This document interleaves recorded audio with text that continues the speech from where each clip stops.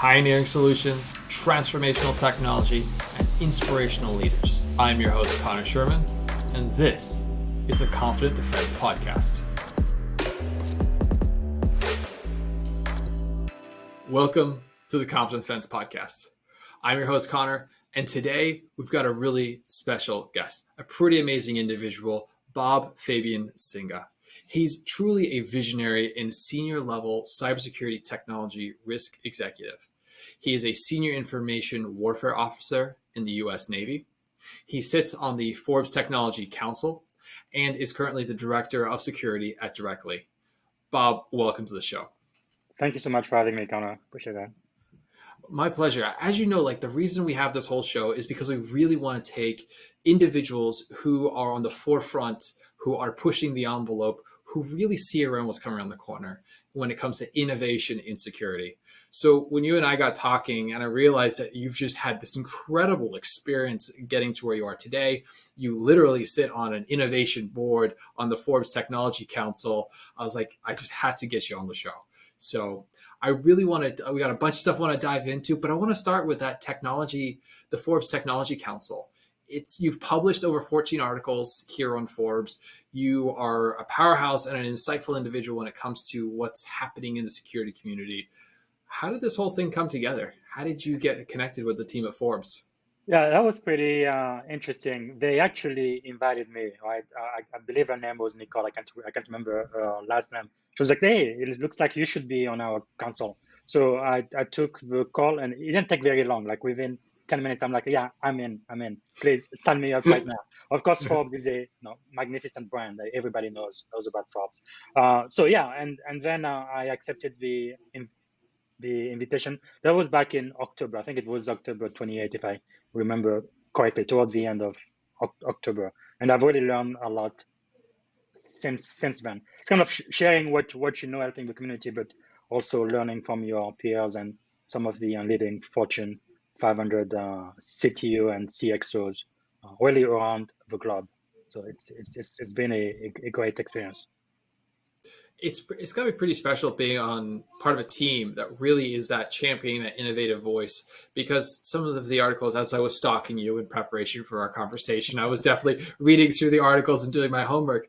And what I see is there's a recent article, and I'll link to all of this in the show notes, but when they talk about 15 digital payments that are coming around, they're going to change the way people do commerce. So here it is, your voice in the midst of all these other incredible thoughts as well.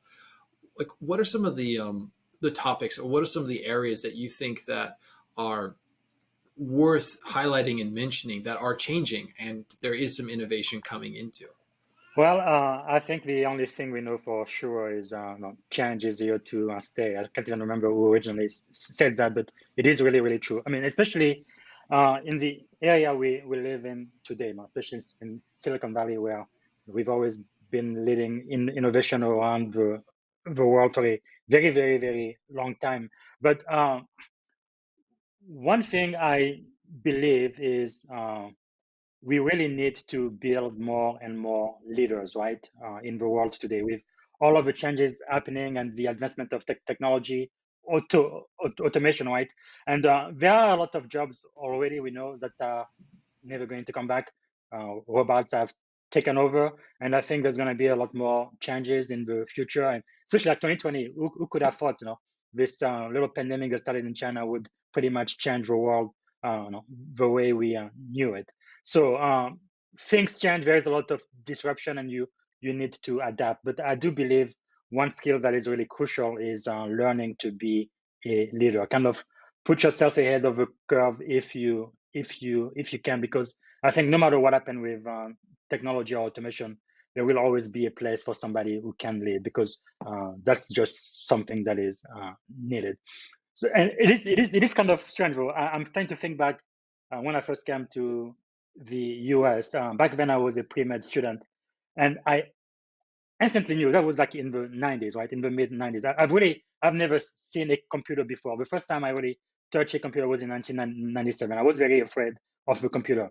But the way I got over my fear is I took that one computer where I was working, I completely set everything apart. I took all of the components out and then I put it back together. I'm like, okay, I can do this. I did it again and again, and my fear of computer just evaporated. And I've been really, really infused and very, very much excited about technology. But anyway, my original point was when I first started my career, I kind of knew no matter what you did in the world, whether you are, I don't know, a doctor, a lawyer, or whatever it is you do, you need to know about computers, technology. It's going to have to be a part of your life. And you also need to know about business.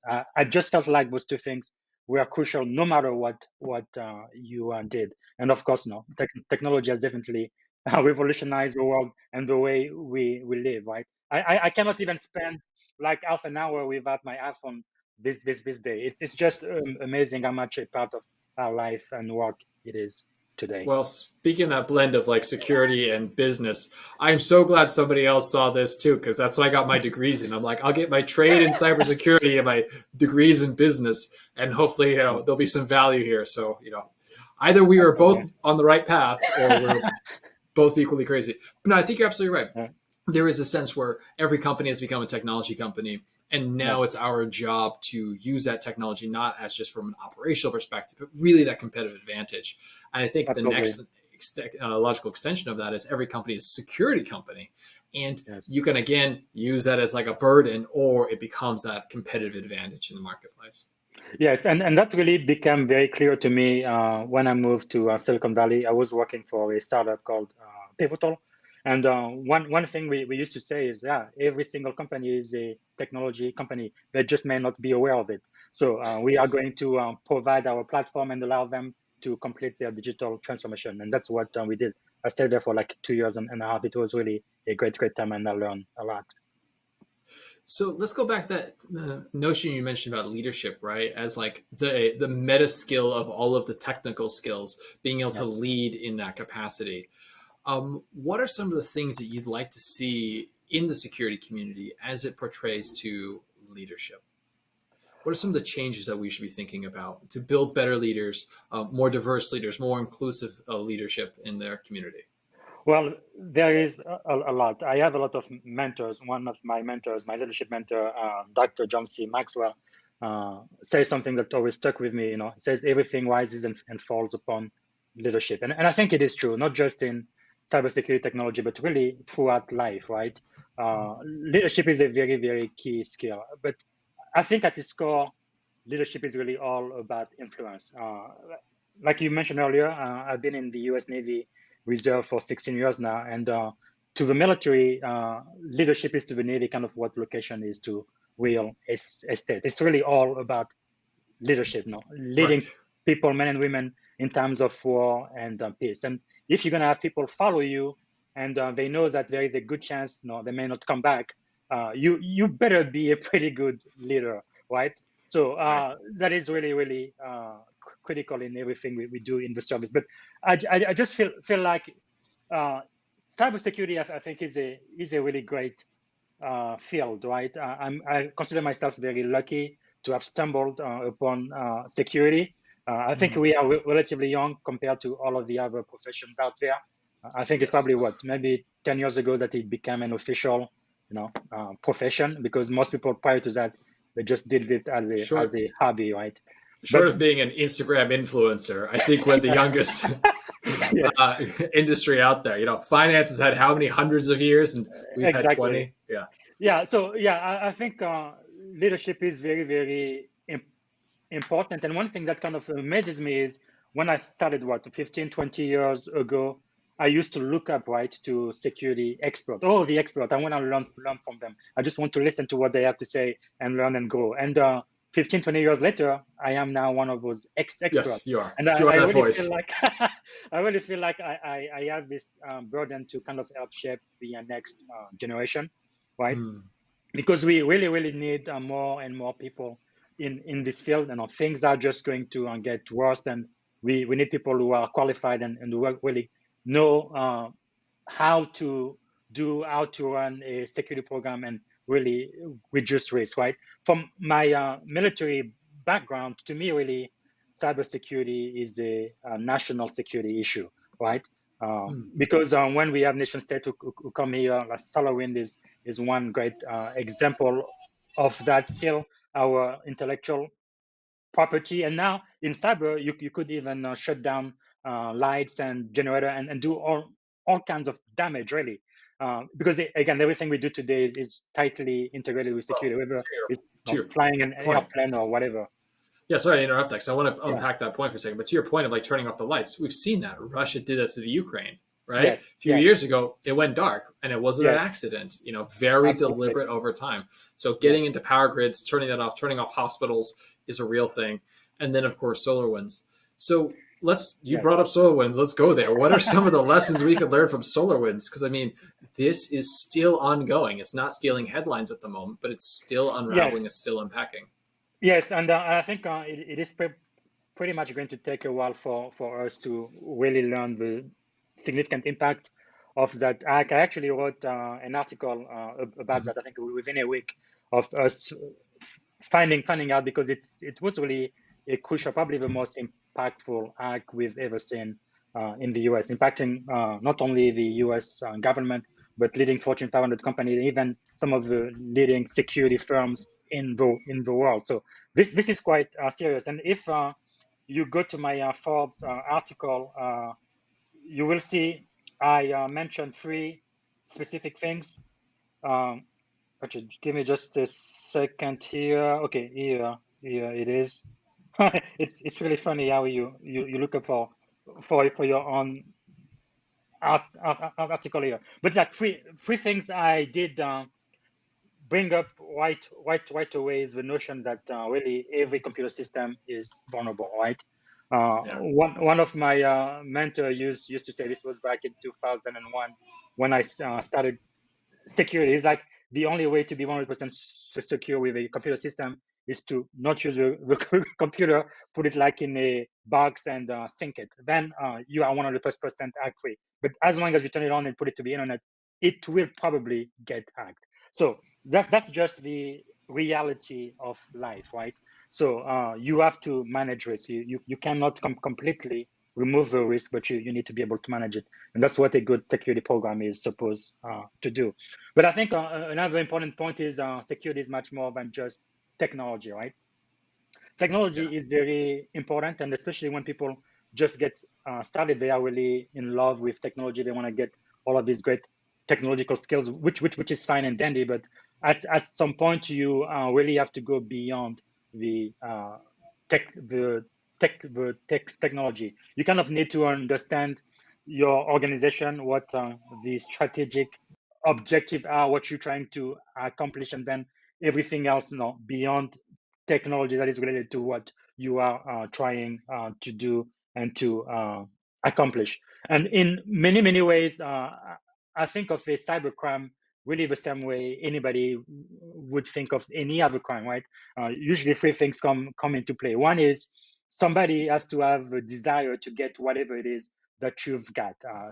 They have The motive. to Yeah. want it, the motive. Yes. And then number two, they need to have the skills in order to be able to steal that thing from you. And then number three, they need to get the opportunity. That's why most people, they lock their doors and so forth. But just by locking your door doesn't mean nobody's gonna get into your house and steal whatever you've got. But it just makes it more difficult, right?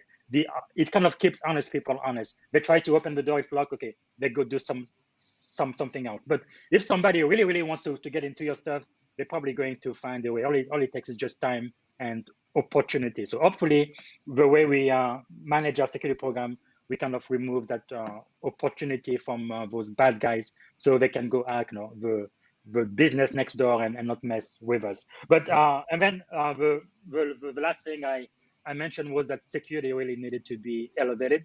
I have been in the security field for quite a while now. Uh, the only exception is probably the military, where Congress pretty much gives us, all of the money we need, and when we run out, it seems like they just print some more. But in the real world, everywhere else, resources are limited, and Mm-hmm. you really have to do the best you can with the resources available to you at the time. But what I have noticed, especially when I was a consultant, is a lot of businesses, they do sing the praises of security and privacy and trust and data security, and all of those things. But then when you look at their budget, how they actually spend their money, most of the time they don't spend enough in something they say is crucial or extremely important to them and to their client. So I feel like in this time and age, security really should be elevated. And we've had a lot of discussion with a bunch of my peers now. Where should security report to? Traditionally, Right. it's been the CIO, sometimes to the general counsel or legal, or sometimes engineering or IT. But I just feel like for an organization that takes security seriously, you really need to consider having the security function reporting directly to the CEO or even to the board of directors.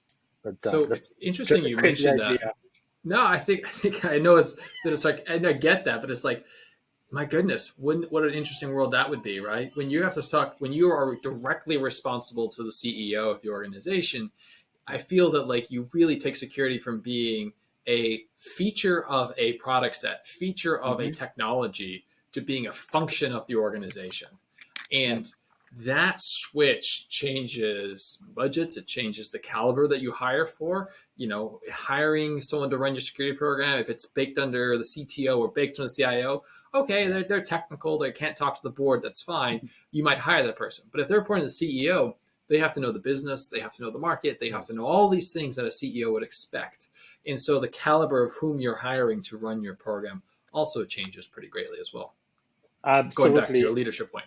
Yeah. Yes, and one thing you mentioned is extremely important because I have seen it, day in and day out in the industry. Many times people try to kind of add on security at the end, what is bolted on, instead of security being baked into the software development life cycle process. So it is very important to think of security from the very beginning than trying to figure out, okay, we've got this great software, this great application. Oh, but we forgot about security, kind of like an afterthought. That's definitely not the way Right. to go. And I was just having a conversation with a someone who actually has blended the roles of CIO and CISO, and he's the CIO CISO over at Wiley. And we were just having a conversation here on the podcast, and he was talking about the same thing. It's like he has built this community, this organization where security is built in, not built on the Yes. product lifecycle. So it's to your point, it's in that SDLC, it's in the CI/CD pipeline, it's there up front because we thought about it when we thought about the feature we're going to bring to market. You know, it's like Yes. it's a first class citizen. Absolutely. And I really believe for a lot of organizations, especially small and medium-sized organizations who are looking to grow, if they put the investment in now, it's really going to allow them to enable sales too, because the biggest company in the world, Fortune 500 company, they really do care a lot about security. And if they see that you really thought about it and you take it very seriously, they would want to partner with you. Yeah, that's a really good point. This idea that like security again is a feature of the business, it's a Yes. function of the business that gives you a competitive advantage if you do it well. Yes. So, what are some of your thoughts around changing behavior in organizations when it comes to viewing security, prioritizing security, and really elevating its function in an organization? Yeah. So if it is not already there, you really have to impact the culture. Fortunately or unfortunately, I guess it is easier said than done. But one thing that is absolutely crucial is you need to have the support of senior management, right? The people who have a seat at the table and who decide the strategic direction of the organization. Those people need to buy into the security program, because if they don't, then I feel like everybody's just wasting time, right? Like I remember I also helped out with the security question of the CISSP exam, which I believe is the gold standard for security certification out there. Yep. But back in the days when I took the test back in 2009, man, that's a long time ago. One of the questions that kept coming up was, the answer would be, yeah, you need to have senior management support. But yeah, it's not just a question on an exam, but that is really crucial. So I think as a security professional, you really have to see yourself as an evangelist, as a consultant, even though you are a full-time employee. So you are an advisor, and you want to make sure that your voice is heard and that you are telling the people who can make the decision, hey, this is important and this is why, hey, this is a risk and we need to address it. And that goes back to what I was saying about leadership being really, really crucial, not only in all of the areas of life now, but specifically in cyber security, right? Because many times you will not have uh, the authority to delegate tasks to people because they don't report directly to you. But you need to be able to influence them, influencing them into doing the right thing for the organization, right? And Yeah. that is really, really key. Being a part of the culture, so you can kind of change it from within. Uh, as an example, some of the things I have done directly since I came. Prior to me, we didn't celebrate National Cybersecurity Awareness Month, which is every October. So the very Yep. first time I had the opportunity, I just took it and went with it. We had a lot of presentation, and we tried to make it a lot of fun and giving away a whole bunch of gifts, which I got from our third party vendors. They were very, very glad to support that initiative there, but just making it fun, exciting. And I think at the end we gave away $500 dollars Amazon gift card. So kind of bribing people to come to the presentation so we could choose one of them to win Sure, the sure. raffle. But anyway, doing things like that, making it like a game, and really getting people engaged and talking about it. I think those are some of the ways you can use to kind of change the direction of the culture. So it's like engagement at the top, making sure you've got all the right people understanding the Yes. value of security, and then gamification and engagement in the middle and bottom of the organization. Yes. Got it. Absolutely. And I love that idea of using your third parties. They have swag coming out their ears, that it's Yes. just like if you give someone a pair of like Slack socks or Octa socks or something, Exactly. people will do a lot of things for a pair of Octa socks. Yeah, but That's for but sure. but the truth is that there are some organizations like the U.S. Navy. I really feel very, very privileged to have been a part of that, where you really don't have a choice. You have to be secure, period. Because if you are not, people are going to die, right? So that is not the case in Silicon Valley. In Silicon Valley, you're not secure. Well, maybe you're gonna lose a client or two, but then eventually, you're gonna be able to get back and make more money. So for those organizations where security is absolutely crucial, no, they definitely get it, and they usually no, finance and support security, give you absolutely everything you need to be successful. But again, like I was saying, in the real world, that is not always the case, and I think it is a challenge for security professional. So I feel like part of our job too is to kind of be a teacher, kind of instruct, educate both the leadership and also our peers and the people at the lower levels where we are, and kind of change the culture of the organization so that we embrace security easier, especially when you can show that having a secure infrastructure and application would enable more sales, which every company is Yes. all about sales. So And the fact that like aligning security to be an enabler of the sales function of that enterprise sales. When you're trying to go after big fish, they really care about the data they're handing you, right? absolutely. They want to know that they did their diligence on the people they brought in, so third party trust. So I couldn't agree more. Like this is, I think, is a bit of a layup for the security community. It's like, okay, if you wanted to prove value to the organization, go get your SOC 2 Type 2, go get your ISO certification. Absolutely. Go get the things your clients are looking for, so that you can help drive business.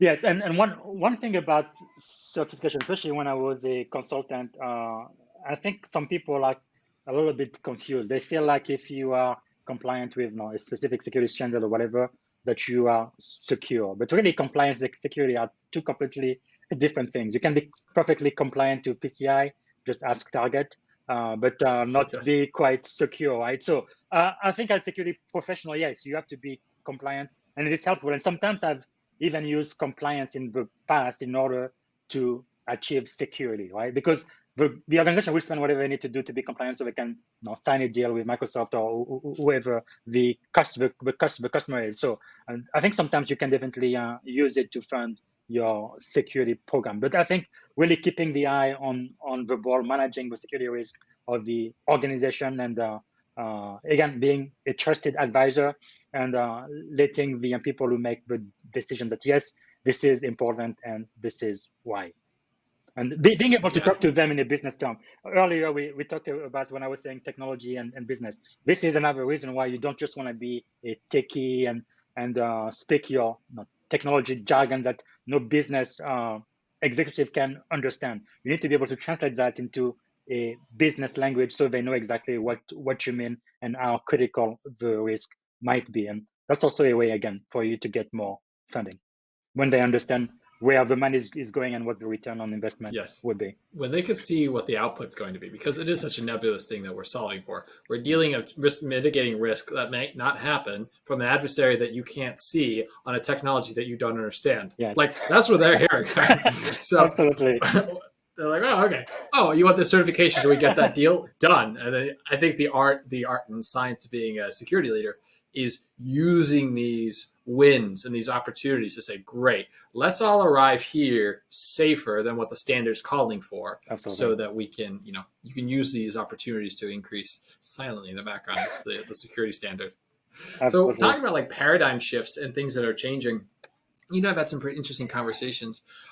You mentioned this thing once where like there was this paradigm shift in how you were viewing your security program to move away from the legacy and embrace the newer ways of thinking about things. And one of the ideas you came up with is like, or you expressed was this: the internet is our network. And Yes. I love that idea that like we're beyond the LAN and WAN DMZ's decentralization. It's like, nope, the internet's our network. Let's go build for it. So can you unpack that for me? And like, what are some other Yeah. paradigm shifts that you think as a security community we should really be bringing to the front of our mind? Yeah. I think that was back in 2014 when I moved to Silicon Valley, the very first startup I worked for. It was very, very interesting because prior to that, I had higher education and government experience, and everywhere I've been, we had those huge data center and servers and stuff, and you have everything on-prem. So at this location, and I go, I'm like, okay, where's the data center? We don't have any data center. It's all in the cloud. The email, it's all in the cloud. Absolutely, 100% of everything in the cloud. I'm like, wow, this is quite amazing. So how in the world do I secure the data we care about in this enterprise, knowing that it is not in a specific location, right here in our environment? Well, it's kind of changing the way you think about security. Again, those security principles and controls really they remain the same, but just the way you apply them would have to change, right? And if you forward then 6 years later, 2020, with this global pandemic again, directly we are a cloud first company. Thank God for that, because when this pandemic hit and everybody had to work from home, well, no problem, because everything is in the cloud. They can access the cloud from the location in San Francisco, and they can do it from their home no matter where they live in the world, as long as they have access to the internet. So that was really a huge, huge, huge plus. So I think there are still some organizations, for whatever reason, they are very, very resistant with moving to the cloud. The US Navy was one of those because they were like, it's not secure enough. We don't really trust them. It's not our server. We don't have our guards around and so forth. Yeah. But if eventually we kind of caved in because it just makes business sense, right? You're saving a lot of money, and it can be as secure, even more secure than anything you have on Prime, depending on how you set it up and all of the controls you have in place. So if there's anybody out there who's still doubting why they should really complete their digital transformation journey, you just have to think about 2020 and the global pandemic. So again, anyone who invested into the IT infrastructure prior to that wasn't affected as much as everybody else. Yeah. The ability Yeah. to be like, okay, everyone, here's your laptop. Just have fun. Yes. It's like, it is pretty incredible to see that you can pick up these when you are a security leader, bringing in these paradigm shifts. And I think DevSecOps is another paradigm shift. Mm-hmm. This idea that you need to engage in the company, move, shift left, take security upstream, Yes. engage it so it's built into the process. It's another one to engage with. But Yes, yeah, and one thing about DevSecOps, right? So I've been working in engineering centric organizations since 2014, so the past 7 years or so. Uh, when you That's when I was first exposed to this concept and the agile methodology, right? Prior to that, at the University of Alabama and the U.S. government, it usually takes us 6 months or a year to produce code. But in Silicon Valley, it's like every 2 weeks they have 2 weeks sprint. I'm like, what in the world? So it's like they are really producing code at the speed of thought, really. So it really takes a while for kind of security to catch up.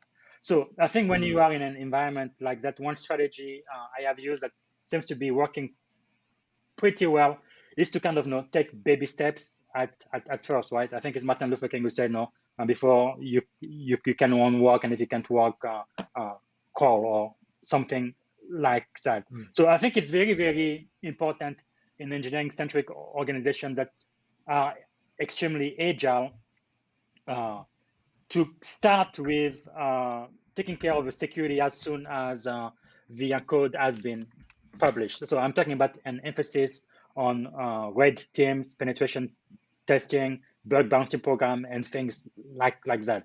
The code has been published, and here we are just hack the egg out of it to see what your vulnerabilities are and try to fix them before the bad guys discover them and exploit them. I think you do need to start somewhere, and then with time, like what you mentioned, is trying to shift security no, to the left, and you really need to bring it as close to the developer as possible.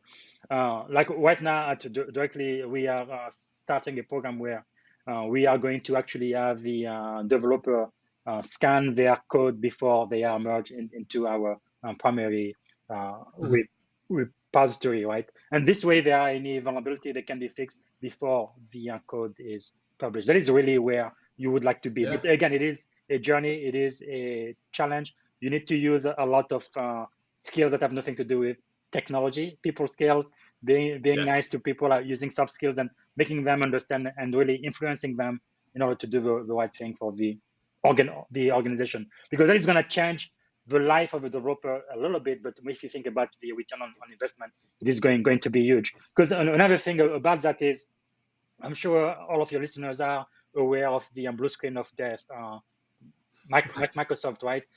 We came to find out it was one specific developer that kept making the same mistake over and over and over and over again. And that's why we kept seeing the blue screen of death from Windows 95 when I started using it to XP and beyond. But anyway, but if you can find mistake, what? Yeah, what?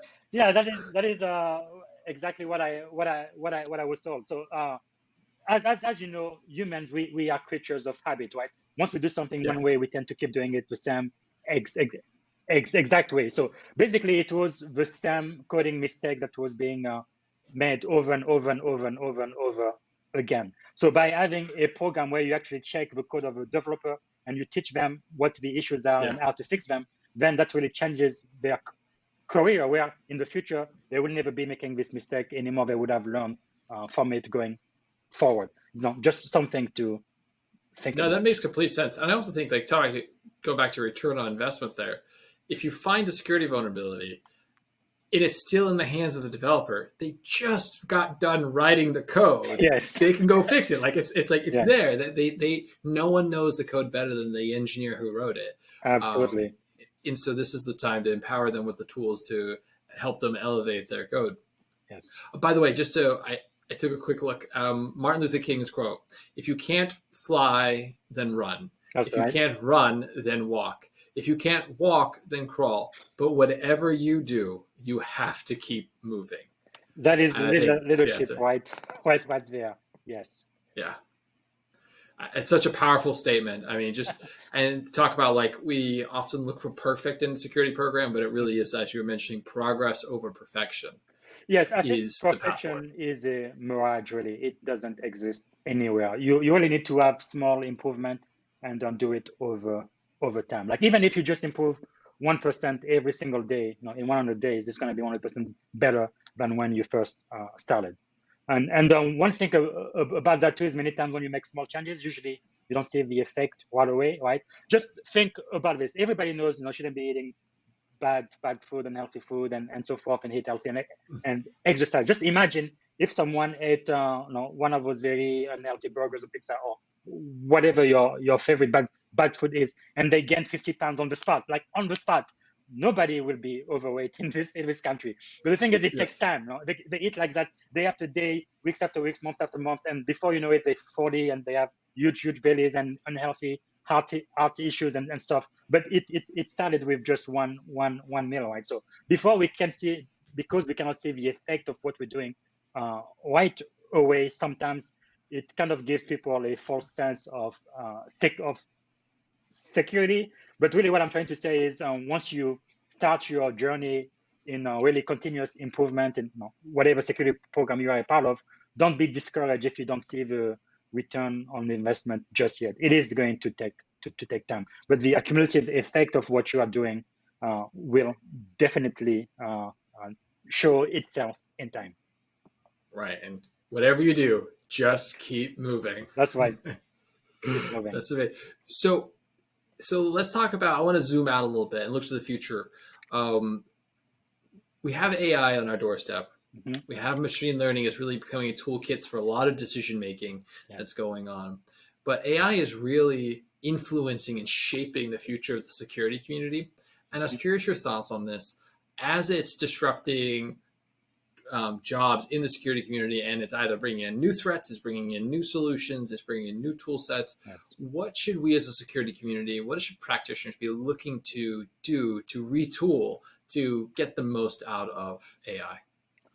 Well, I think probably one of the most important thing, at least for me, is you have to be flexible and you have to have a teachable spirit, right?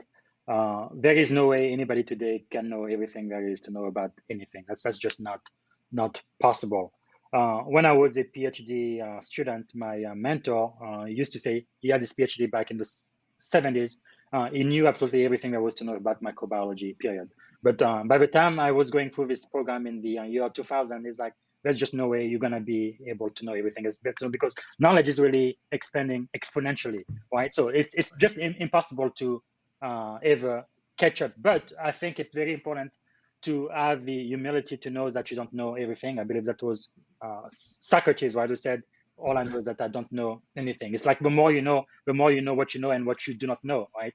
I think it was Secretary Rumsfeld who was talking about the unknown, and all of that. But the reality is we are really living in a very exciting time where we just have to be nimble. We have to be flexible and we have to be willing to learn.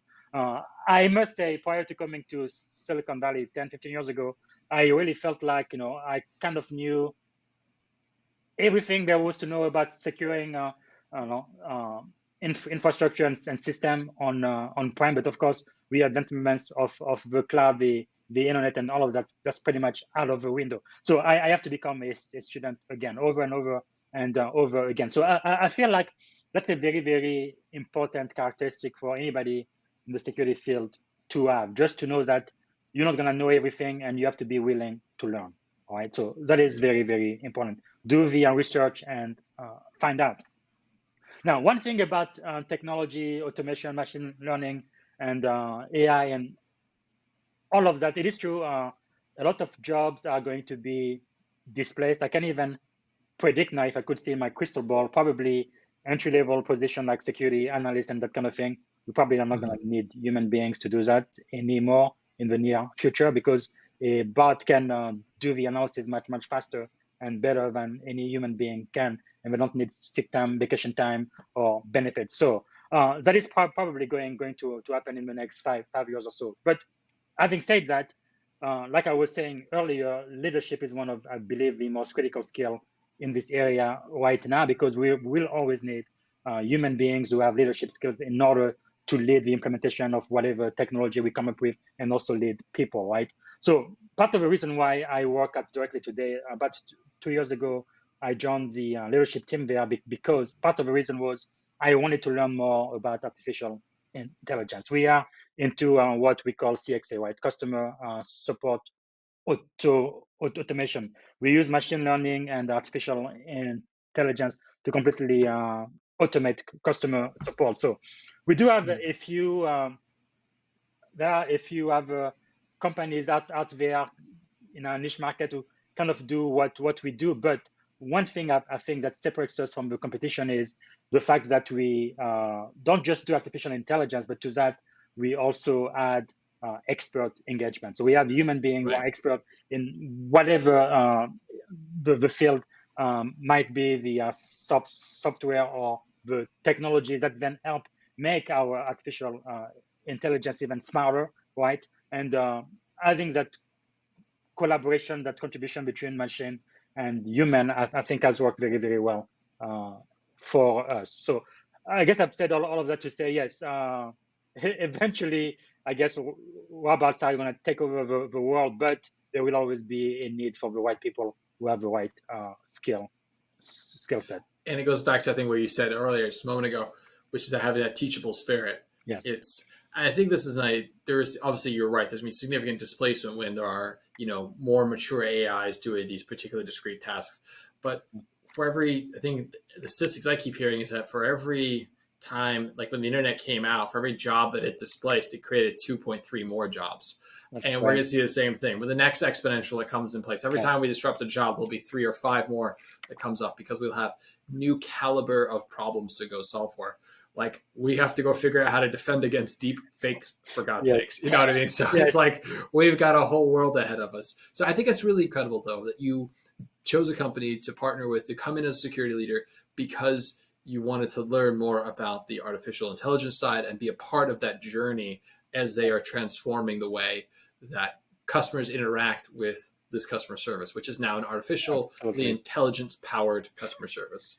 Yes, absolutely. And I really like what you said there. So I think personally, I believe formal education is still important, right? That's the reason why I spent so much money to get 2 graduate degrees in the first place. But it is not everything, right? You are not done educating yourself once you get a bachelor or a master. To me, that's really just the beginning. So now you know how to do basic research, you know how to ask questions. And something my mentor used to tell me many times, just asking the right question pretty much gives you 50% of the answer of the solution right there. So learning how to write, how to communicate, all of that very, very important. But really, you don't know anything because, in my estimation, if you are like in a cybersecurity program now, by the time you graduate in 3 or 4 years, you get your bachelor or your master's, everything you've learned is pretty much obsolete by the time you get that paper degree. So I think it's important to have that foundation and kind of build from there. But don't think that, because I have this little degree from Harvard or whatever school you went to, I know everything there's to know, because you do not. Couldn't agree more. It's constant. Where there's constant change, there's going to be constant learning for us to keep up and adapt. Well, Bob, as someone who has been publicly quoted as saying, "My superpower is my unshakable determination to succeed," I want to just say it is evident through your certifications, through your insights, through your publications, that you are on this track to truly transform and influence the future of the cybersecurity community. So for that, I just want to thank you, and also just thank you for coming on the show today and really taking a moment to explore and unpack these categories of conversation with us here today. Thank you so much, Conor. Really, it was a great privilege to be here.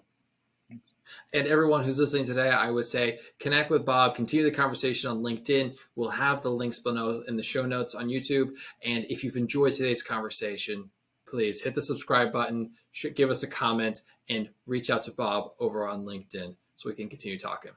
Okay. Until next time, thank you. Thanks.